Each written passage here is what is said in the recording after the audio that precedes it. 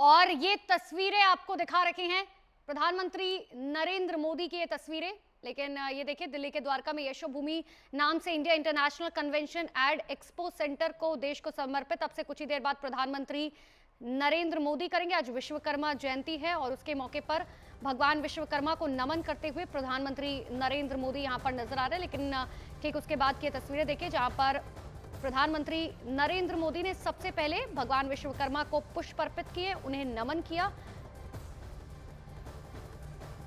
और इससे पहले प्रधानमंत्री नरेंद्र मोदी धौलकुआ से मेट्रो में सवार होकर द्वारका सेक्टर 25 पहुंचे। इस दौरान मेट्रो में यात्रियों से बात करते हुए भी पीएम नजर आए। लेकिन उसके बाद की तस्वीरें देखिए, जिस तरीके से कन्वेंशन सेंटर में अलग अलग लोग वहां पर मौजूद हैं,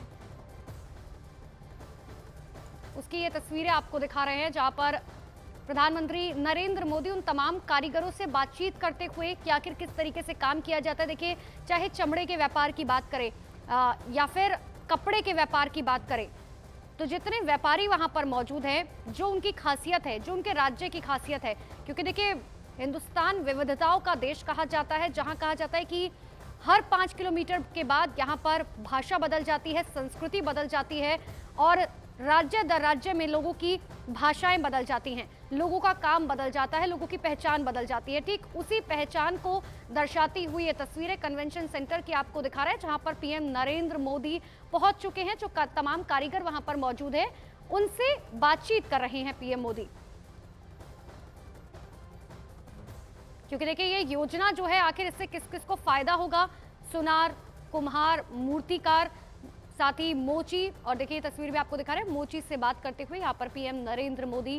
राजमिस्त्री हो गए, गुड़िया, खिलौने बनाने वाले, साथ ही बाल काटने वाले और माला बनाने वाले, धोबी, दर्जी, ये आपको बता रहे हैं कि आखिर ये जो योजना है इससे किस किस को फायदा होगा। पीएम विश्वकर्मा योजना का तोहफा आज पीएम मोदी अपने जन्मदिन पर देने जा रखे हैं।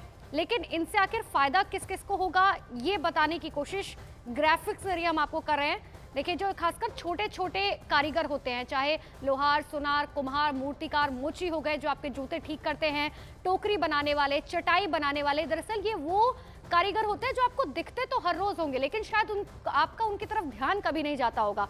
गुड़िया बनाने वाले, खिलौने बनाने वाले, धोबी जो आपके कपड़े धुलता है, दर्जी जो जो साथी कपड़े जो है सिलता है, तो आप इन लोगों से मुलाकात, इनसे इंटरेक्शन तो आपका रोज होता है, लेकिन इनके बारे में सोचना जो है वो एक बहुत बड़ी बात है। और इसी योजना को लेकर जो है प्रधानमंत्री नरेंद्र मोदी अब आगे बढ़ रहे हैं।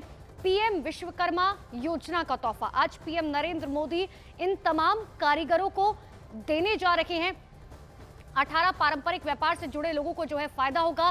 13,000 करोड़ रुपए का फंड जो है ये बनाया जाएगा। देखिए, ये वो मिस्त्री है, ये वो लेबर है जिनसे आपकी मुलाकात ना होती हो, ये आपके घर बनाते हैं, चाहे महिलाएं हो या पुरुष हो, इनकी तरफ आप लोगों का कभी ध्यान नहीं जाता होगा। लेकिन प्रधानमंत्री नरेंद्र मोदी जिस तरीके से कहते हैं कि पंक्ति में खड़ा हुआ आखिरी छोर में जो व्यक्ति होगा उस तक योजनाएं पहुंचनी चाहिए, और इसी का जीता जागता उदाहरण पीएम विश्वकर्मा योजना, जिसमें कर्ज की ब्याज दर जो है वो 5% से कम की होगी, ताकि लोगों को फायदा किस तरीके से पहुंच सकेगा। ये देखिए, पारंपरिक कारीगर जो हो गए, शिल्पकारों के लिए योजना बनाई जा रही है, जिसमें 18 पारंपरिक व्यापार से जुड़े लोगों को फायदा होगा।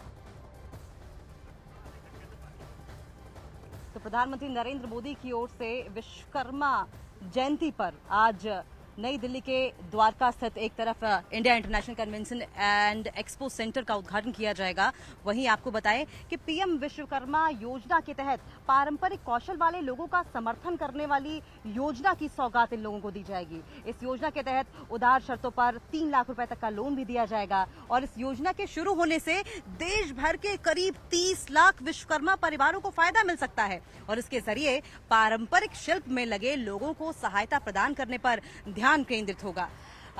और बताएं कि इस योजना का न केवल फोकस कारीगरों और शिल्पकारों को आर्थिक रूप से सहायता प्रदान करने पर होगा, बल्कि स्थानीय उत्पादों, कला, शिल्प के जरिए सदियों पुरानी परंपरा, संस्कृति, विविध विरासत को जीवित और समृद्ध बनाए रखने की इच्छा से भी ये प्रेरित होगा। लेकिन हम लगातार आपको ये बता रहे हैं, ग्राफिक्स के जरिए भी हमने बताया कि किस तरीके से कौन कौन से ऐसे वर्ग होंगे जो इससे लाभ ले सकते हैं या प्रभावित होंगे। नौका निर्माता इससे प्रभावित होंगे, शस्त्र साज प्रभावित होंगे, लोहार प्रभावित होंगे, हथौड़ा और टूल किट निर्माता प्रभावित होंगे, ताला बनाने वाले प्रभावित होंगे, सुनार प्रभावित होंगे, कुम्हार, मूर्तिकार, पत्थर तोड़ने वाले, मोची। प्रधानमंत्री नरेंद्र मोदी किस तरीके से मुलाकात करते हुए तमाम लोगों से आपको तस्वीरों में हम लगातार दिखा ही रहे हैं। राजमिस्त्री, टोकरी चटाई बनाने वाले, झाड़ू निर्माता हो गए, जो कॉयर बिनकर हैं उनकी भी इस वर्ग में जगह है। गुड़िया और खिलौना निर्माता जो पारंपरिक तरीके से बनाई जाती हैं उनका भी खासा ध्यान रखा जाएगा। नाई, माला बनाने वाले, धोबी, दर्जी, मछली का जो जाल है वो पकड़ने वाले। तो आपको बताएं कि प्रधानमंत्री नरेंद्र मोदी विश्वकर्मा जयंती पर आज ये विश्वकर्मा योजना जो है वो तमाम कारीगरों को समर्पित करेंगे। पीएम ने दरअसल 77वें स्वतंत्रता दिवस के अवसर पर ऐलान किया था कि वो सुनार, सुतार, राजमिस्त्री, बाल काटने वाले, औजारों, हाथों से काम करने वाले वर्ग को नई ताकत देने वाले हैं और ये वही ताकत है। दरअसल विश्वकर्मा जयंती पर विश्वकर्मा योजना शुरू करके तमाम ट्रेडिशनल, पारंपरिक तरीके से काम करने वाले लोगों को एक ताकत दी है प्रधानमंत्री नरेंद्र मोदी ने, क्योंकि तमाम कलाएं ऐसी थी, तमाम परंपरागत कलाएं, तमाम परंपरागत संस्कृतियों का हिस्सा रहे, एक हमारी परंपरागत जो विरासत रही है वो धीरे धीरे करके या पैसों के अभाव में या आर्थिक तंगी के अभाव में खत्म होती जा रही थी और इनका चलन भी नहीं था, आउट ऑफ चलन होती जा रही थी। और इसलिए होती जा रही थी क्योंकि टेक्नोलॉजी ने कहीं ना कहीं जाकर ओवर कर लिया था।